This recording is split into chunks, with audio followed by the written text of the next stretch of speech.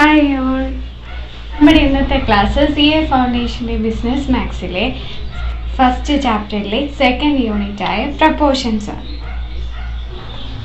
നമുക്ക് ഫസ്റ്റ് ഒരു എക്സാമ്പിൾ നോക്കാം. First example, Arjun brought 3 pens for ₹15. Arun brought 10 pens for ₹50.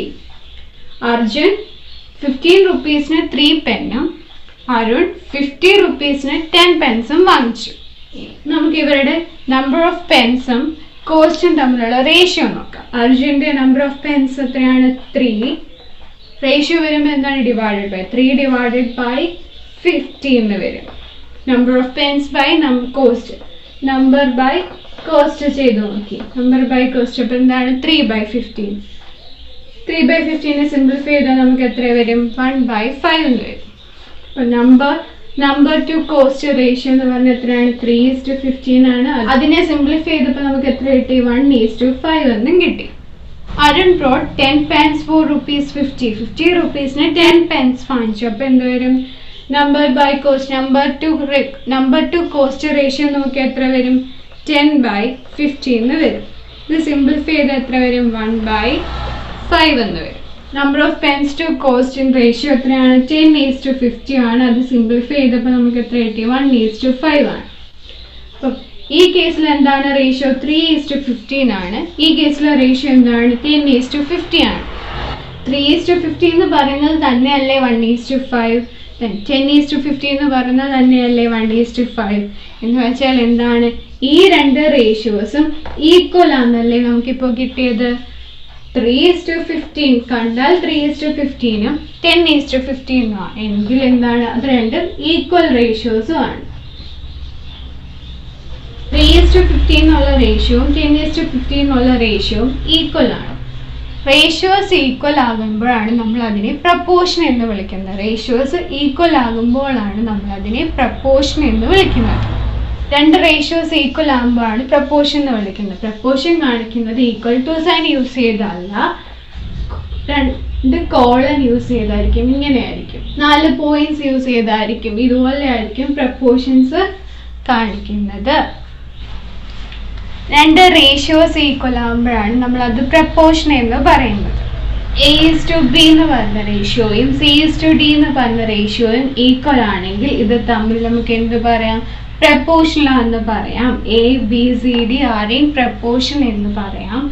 A:B നമുക്ക് എങ്ങനെ എഴുതാം? A/B. C:D എങ്ങനെ എഴുതാം? C/D. അപ്പൊ എന്താണ്? A/B = C/D or A:B = C/D ആണെങ്കിൽ ആണ് അതിനെ പ്രപ്പോർഷൻ എന്ന് പറയുന്നത്. പ്രപ്പോർഷൻ ആണെങ്കിൽ അതിനെ റെപ്രസെന്റ് ചെയ്യുന്നത് A:B C:D.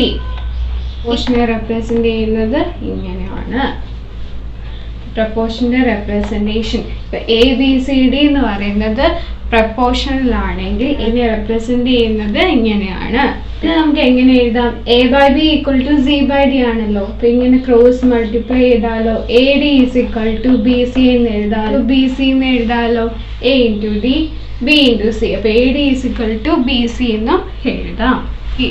ABCD പ്രപ്പോർഷൻ ആണെങ്കിൽ ഈ മിഡിലിട്ട് കിടക്കുന്ന ഈ രണ്ട് ടേംസ് ബിനെയും സിനെയും വിളിക്കുന്നത് മീൻസ് എന്നാണ്. ബിനെയും സിനെയും വിളിക്കുന്നത് മീൻ എന്നാണ്.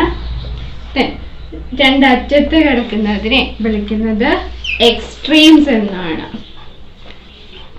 എക്സ്ട്രീംസ് എന്നാണ് വിളിക്കുന്നത്.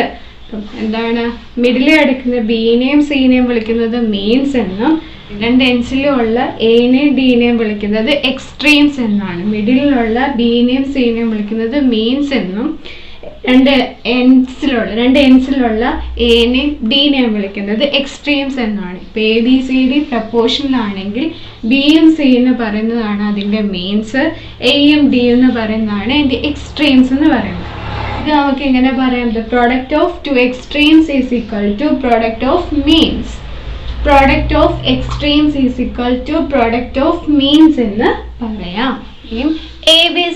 ABCD എന്ന് പറയുന്നത് പ്രപ്പോർഷണൽ ആണെങ്കിൽ D എന്ന് പറയുന്നതായിരിക്കും അതിന്റെ ഫോർത്ത് പ്രപ്പോർഷണൽ എന്ന് പറയുന്നത്. ഫോർത്ത് പ്രപ്പോർഷണൽ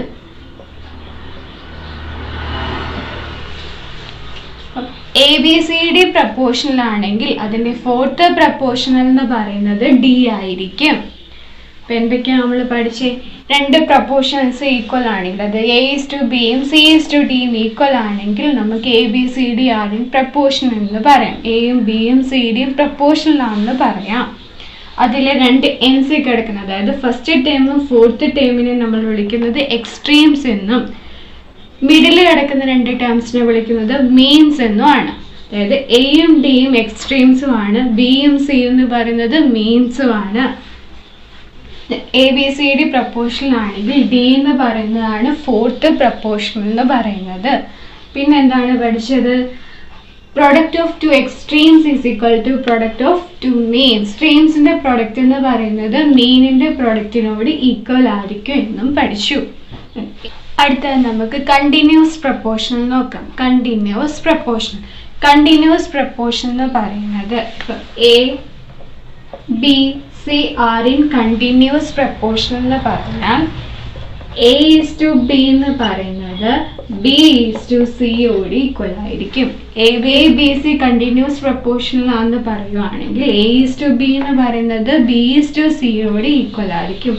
അതായത് A by B is equal to B by C ആയിരിക്കും. എന്താണ് കണ്ടിന്യൂസ് പ്രപ്പോർഷൻ എന്ന് പറയുന്നത്? എപ്പോഴാണ് എ ഈസ് ടു ബി എന്ന് പറയുന്നത് ബി ഈസ് ടു സിയോട് ഈക്വൽ ആകുമ്പോഴാണ് നമ്മൾ കണ്ടിന്യൂസ് പ്രപ്പോർഷൻ എന്ന് പറയുന്നത്. അതായത് ഇവിടുത്തെ സെക്കൻഡ് ടേമും ഇവിടുത്തെ ഫസ്റ്റ് ടേമും ഈക്വൽ ആയിട്ട് വരുമ്പോഴാണ് ഇത് കണ്ടിന്യൂസ് പ്രപ്പോർഷൻ ആകുന്നത്. A B C continuous proportion ആണെന്ന് പറയുന്നത് എപ്പോഴാണ്? മിഡിൽ ടേംസ് രണ്ടും സെയിം അല്ലേ? രണ്ട് മിഡിൽ ടേംസ് ബി തന്നെയാണ് മിഡിൽ ടേം എന്ന് പറയുന്നത്. അതുകൊണ്ട് അപ്പോഴാണ് നമ്മളത് കണ്ടിന്യൂസ് പ്രപ്പോർഷൻ എന്ന് പറയുന്നത്. അപ്പോൾ A is to B is equal to B is to C, അതായത് മീൻ ടേംസ് എന്ന് പറയുന്നത് ഇവിടെ സെയിം ആണ്. അപ്പോഴാണ് അത് കണ്ടിന്യൂസ് പ്രപ്പോർഷൻ എന്ന് പറയുന്നത്. എ ഈസ് ടു ബിനെ നമുക്ക് എ ബൈ ബി എന്നും ബി ഈസ് ടു സിനെ നമുക്ക് ബി ബൈ സി എന്നും എഴുതാമല്ലോ.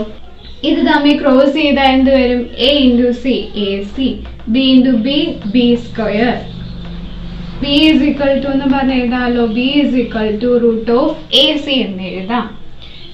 എ ബി സി എന്ന് പറയുന്നത് കണ്ടിന്യൂസ് പ്രപ്പോർഷണൽ ആണെങ്കിൽ ഇത് ബി എന്ന് പറയുന്നത് മീൻ പ്രപ്പോർഷണൽ എന്നാണ് വിളിക്കുന്നത്.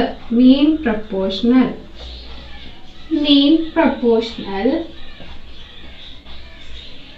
എ എന്ന് പറയുന്നതായിരിക്കും ഫസ്റ്റ് പ്രപ്പോർഷണൽ, സി എന്ന് പറയുന്നതായിരിക്കും തേർഡ് പ്രപ്പോർഷണൽ.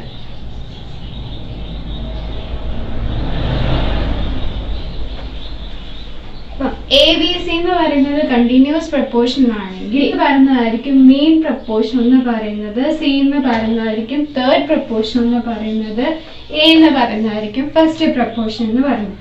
മീൻ പ്രപ്പോർഷനായ ബി കണ്ടുപിടിക്കാനുള്ള equation B is equal to root of A C, root of product of first proportional and third proportion. First പ്രപ്പോർഷനിലെയും തേർഡ് പ്രപ്പോർഷനിലെയും പ്രോഡക്റ്റിന്റെ സ്ക്വയർ റൂട്ട് ആണ് മീൻ പ്രപ്പോർഷനായ ബി എന്ന് പറയുന്നത്. ഇനി നമുക്ക് പ്രപ്പോർഷനിലെ കുറച്ച് പ്രോപ്പർട്ടീസ് പഠിക്കാം. First property invertendo. A B C D are in proportion ആണെങ്കിൽ എന്താണ്? A is to B is equal to C is to D ആണ്. അപ്പൊ അതിന്റെ ഇൻവെർട്ടൻഡോ എന്ന് പറയുന്നത് എന്താണെന്ന് നോക്കാം. ഇൻവെർട്ടൻഡോ വരുമ്പോൾ എന്താണ്? ഇൻവേർട്ട് ചെയ്യുക. എ ഈസ് ടു ബിനെ ഇൻവേർട്ട് ചെയ്യുക, സി ഈസ് ടു ഡിനെ ഇൻവേർട്ട് ചെയ്യുക. അപ്പൊ എന്താണ്? എ ഈസ് ടു ബിയുടെ ഇൻവേർട്ട് എന്ന് പറഞ്ഞാൽ ബി ഈസ് ടു എ ആണ്, സി ഈസ് ടു ഡിയുടെ ഇൻവേർട്ട് എന്ന് പറയുന്നത് ഡി ഈസ് ടു സി ആണ്. A is to B equal to C is to ഡിനെ നമുക്ക് എങ്ങനെ എഴുതാം? A by B equal to C by D എന്ന് എഴുതാം. അതിന്റെ ഇൻവേർട്ടിനെ നമുക്ക് എങ്ങനെ എഴുതാം? B by A equal to D by C എന്ന് എഴുതാം.